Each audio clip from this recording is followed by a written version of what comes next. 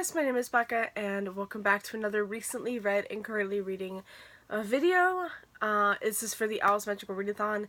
We are in week 3. We have 1 week left of, well, I can't think right now. But yeah, we have 1 full week left of the Owl's Magical Readathon and I have to discuss week 3 with you. That's what it is. We're in week 4, but I have to discuss week 3 with you.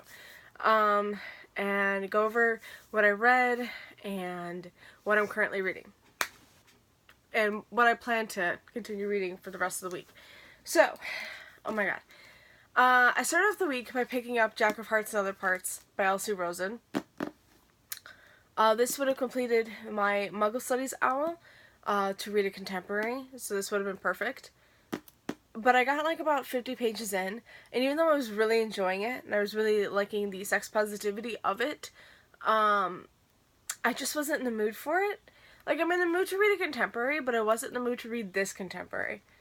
I think what I needed was, like, a romance right away, and I don't see, like, there being a romance at all in this.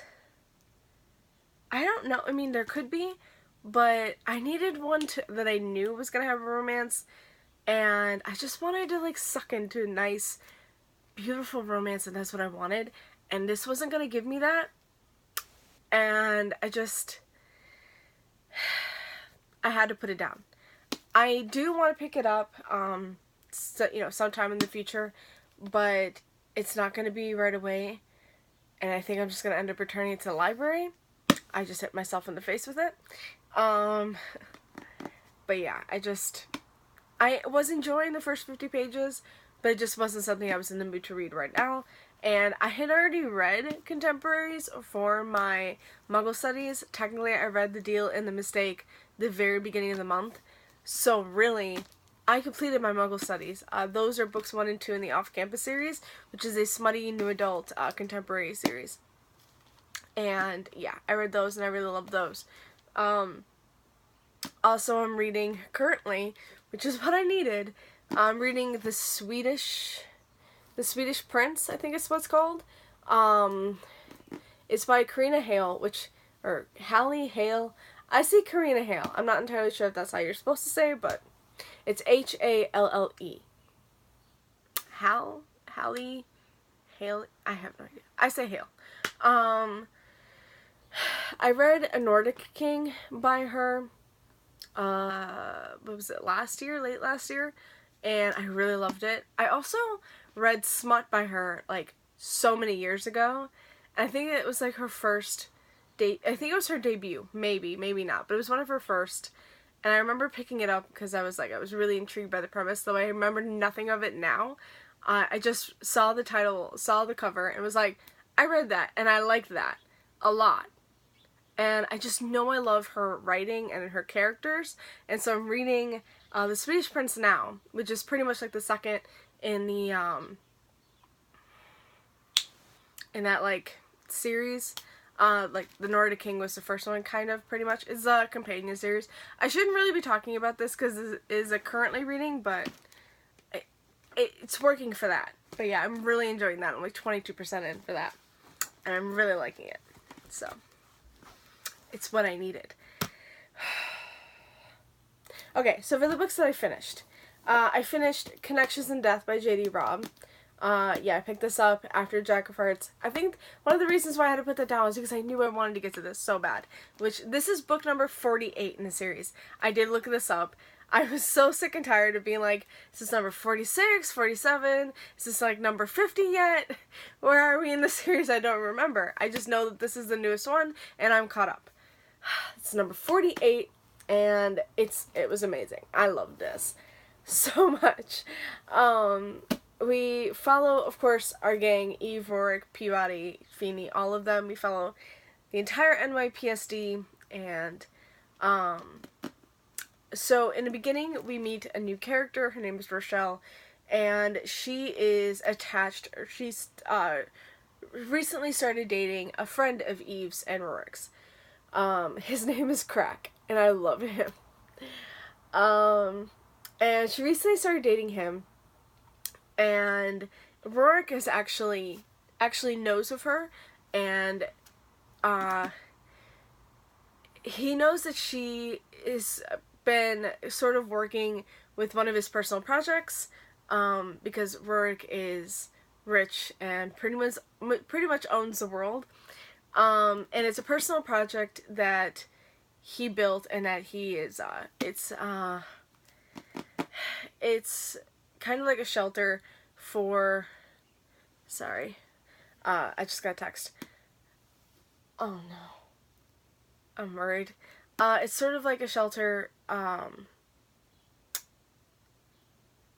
for people who have been abused or stuff like that, to seek and get help. And yeah, it's just, it's really personal to Eve and Rurik, and you know, it's great. And Rochelle has been working with them, working with this the company that they built, and Rurik has actually been meaning to give her a job offer. One of his other personal projects that he, or one of his other companies that he is building, he needs someone to run it, pretty much, and he wants that to be her. So he offers her a job, and it's great, and she's thrilled. She goes to the celebratory dinner with her boyfriend, Crack, I love, and she comes home, and she finds her former gangbanger, drug-dealing brother, and I mean former, dead of an overdose. And it just goes from there. You find that he didn't die of an overdose. He was murdered, and it was made to look like he overdosed, and that he was going back to his old ways, even though he was trying really hard to, reform. And it was so good. I really loved it. It's a lot to do with these two rival gangs, and it's all to do with like this gang war that could possibly happen, and I just really, really loved it. What makes this series so amazing, and it's literally almost 50 full-length books into a series, and we've got so many novellas as well, but what makes this series so interesting and so amazing, even to this point, is first off Nora Roberts' writing. But it mostly has to do with the characters. If the characters weren't who they were, if they didn't go through what they did, this series would suck. Okay? I'm being realistic here. I am in this for the characters. Yes, the cases are interesting. Yes, the cases can be pretty cool. And I really love it when they tie, like, personally to Eve and Rurik and everybody. But it's really just the characters' interactions. And what are my babies going to be doing now? What are we going through now? Or even Rurik fighting, because oh my god, if they're fighting, I'm dying. Is something happening with Peabody? Like, what's happening? That is what makes the series amazing, and I love the series to death. Actually, I think it's my favorite series of all time. I mean, I've been reading the series for quite a while. I think since the end of high school. It's almost 10 years. And I've reread the first few quite a lot. I've reread the first book at least 6 times. If you are intrigued at all to pick this up, I highly suggest you do. I know I've been pushing it on a lot of people. I've tried to push it on my friend. She bought the first books, but she will not read it. And it is hard to read. If you are someone who cannot handle rape, incest, sexual abuse, or physical abuse,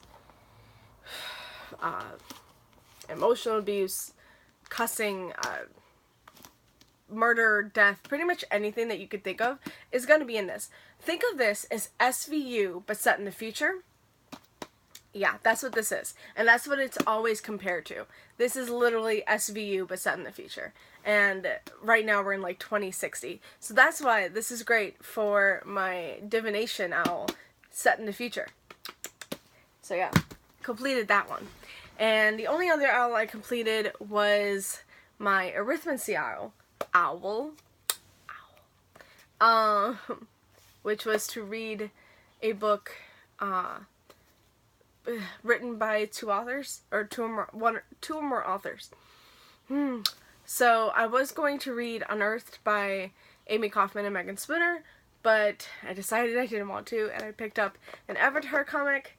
This is Avatar: The Last Airbender, The Lost Adventures. Pretty much it's just like the lost scenes from the shows.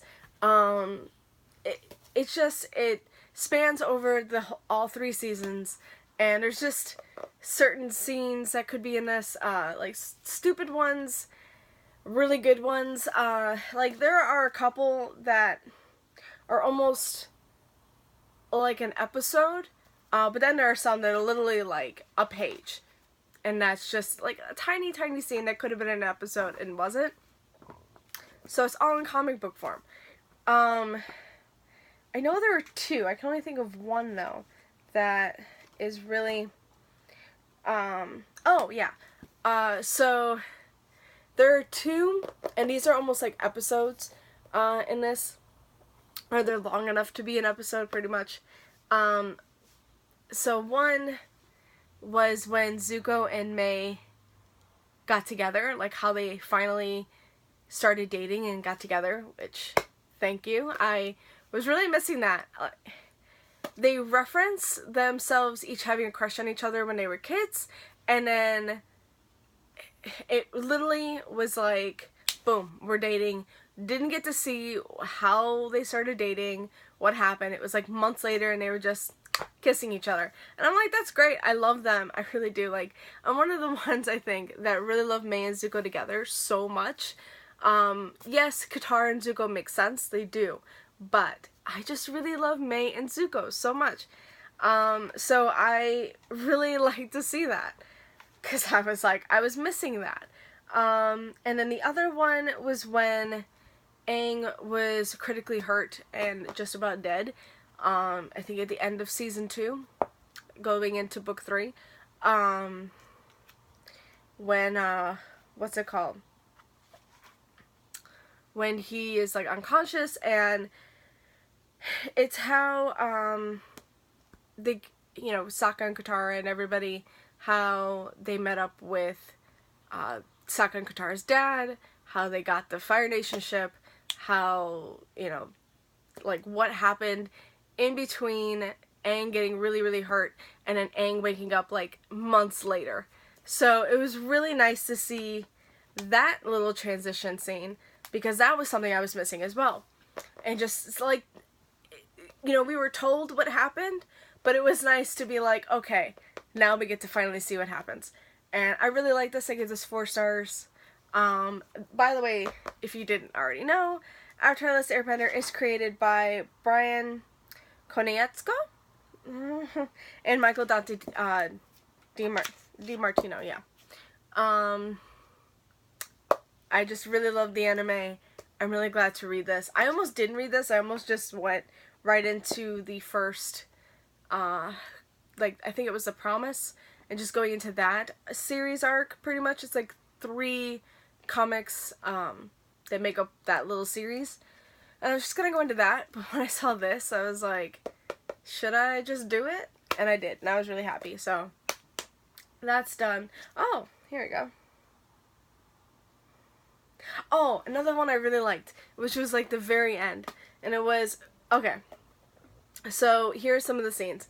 When did the Last of the Airbender, or where did the Last of the Airbender hide? You do get to find that out.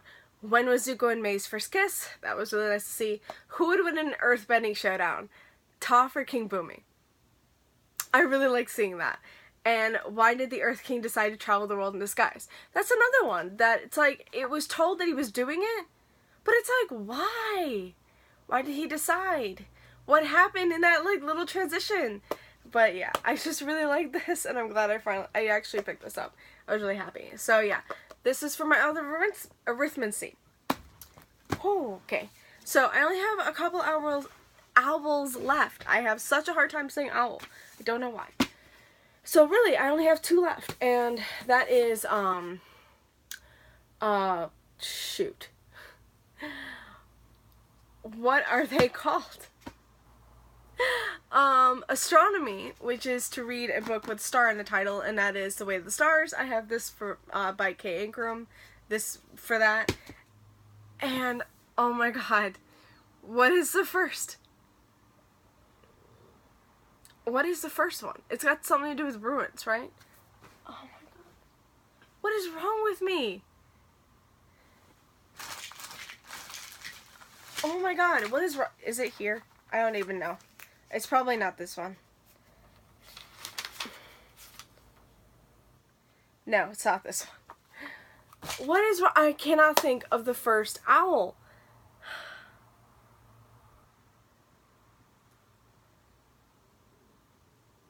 Oh my god. It's to read a retelling that I can't think of what the class is called. I am literally having the worst day. And for that, I'm going to read The Blood Spell by C.J. Redwine. This is a Cinderella retelling.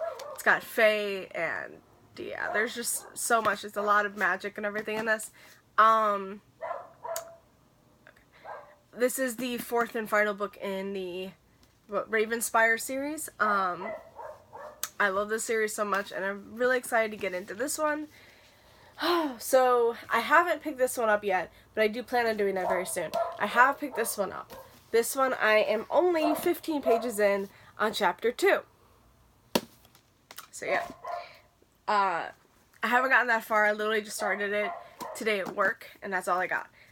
Because I was also reading The Swedish Prince, and I'm 22% into that. I just really liked it, okay? I just really, really like it right now, and I'm in a really good part. And another one I'm reading is Crown of Feathers by Nikki Palprito. This is, it's a story about Phoenix Writers, and there's just a lot in this, and I don't really know how to describe it.